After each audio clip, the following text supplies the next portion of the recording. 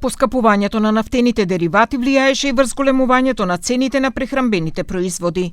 Цената на маслото за готвење во некои маркети веќе достигна до 100 денари. Покрај маслото, граѓаните се жала дека забележале поскапување и кај некои други прехранбени производи.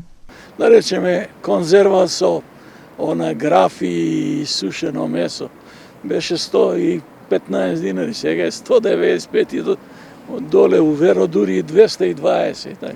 Минималната плата би требало да е поголема, ама на ова индустрија, стопанство не работа и газдите не можат да исплатат его. Све е поскапено цените, поготово млеко, сирење, јајца, тоа све покачи. Сега џабе ова покачување 1000 што ќе не ја дадат.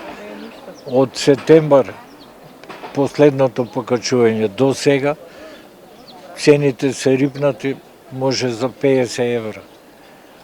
А ти дава само 1000. Ние сме пау загуба. Не може ние да постигнеме со цените некаде различито.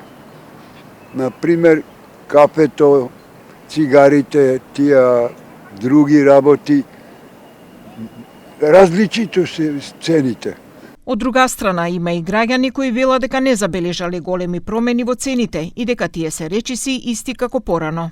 Јас да ви кажам, не гледам голема разлика. Цените се цени. И пред тоа беа толку и сега мислам дека се толку.